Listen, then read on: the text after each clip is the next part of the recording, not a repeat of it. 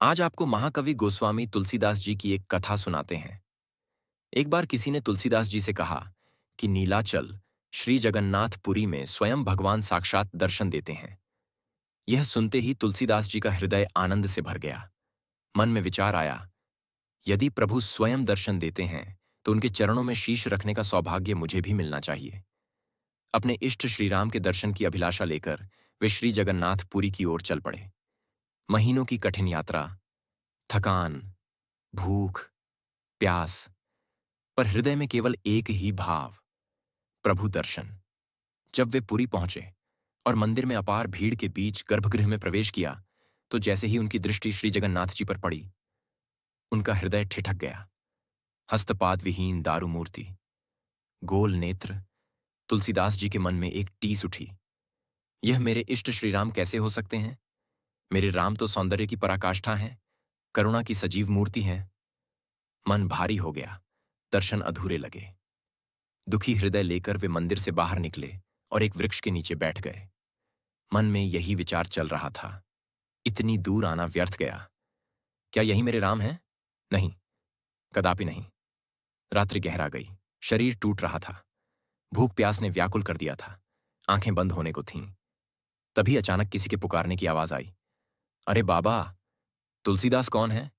एक बालक हाथ में थाली लिए खड़ा था। तुलसीदास जी ने थकी हुई आवाज में कहा, हाँ भाई, मैं ही हूं तुलसीदास। बालक बोला, मैं आपको बहुत देर से खोज रहा हूं। जगन्नाथ जी ने आपके लिए भात भेजा है। तुलसीदास जी का हृदय और भी भारी हो गया। उन्होंने कहा, भैया, इसे वापस ले जाओ। मैं बिना अपने इष्ट को भोग लगाए कुछ ग्रहण नहीं करता, और यह प्रसाद मैं अपने इष्ट को समर्पित नहीं कर सकता।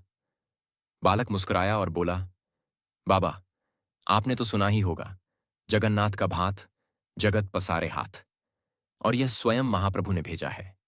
तुलसीदास जी बोले, यह हस्तपाद विहीन दारू मूर्ति मेरा इष्ट नहीं हो सकती।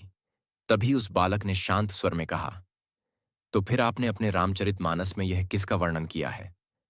बिनु पद चली सुनी बिनु काना, कर बिनु कर्म करि विधि नाना, आनन रहित सकल रस भोगी, बिनु बाणी बक्ता बड्ढा जोगी। यह सुनते ही तुलसीदास जी की देह कांप उठी, नेत्रों से अश्रुधारा बहने लगी, मुख से शब्द नहीं निकल पा रहे थे। बालक ने थाली भूमि पर रखी और कहा, मैं ही तुम्हारा राम हूं। मेरे मंदिर के चारों द्वारों पर हनुमान का पहरा है। विभीषण नित्य मेरे दर्शन को आता है। कल प्रातः तुम भी आकर दर्शन कर लेना। और यह कहकर वह बालक अदृश्य हो गया। तुलसीदास जी की अवस्था ऐसी थी जैसे प्राण निकल आए हों। रोम रोम पुलकित था, नेत्रों से अश्रु अविरल बह रहे थे। उन्होंने प्रेम पूर्वक प्रसाद ग्रहण किया। प्रातः जब वे मंदिर में दर्शन हेतु गए, तो जहां जगन्नाथ, बलभद्र और सुभद्रा थे, वहां उन्हें साक्षात श्री राम, लक्ष्मण और जानकी के दर्शन हुए। भगवान ने भक्त की भावना को स्वीकार किया, रूप बदल गया, पर प्रभु वहीं रहे। जिस स्थान पर तुलसीदास जी ने वह रात्रि बिताई, वह आज तुलसी चौरा कहलाता है, और उनकी पीठ पड़छता मठ के रूप में आज भी श्रद्धा का केंद्र है। कहानी अच्छी लगी तो सब्सक्राइब जरूर कीजिएगा। नमस्कार।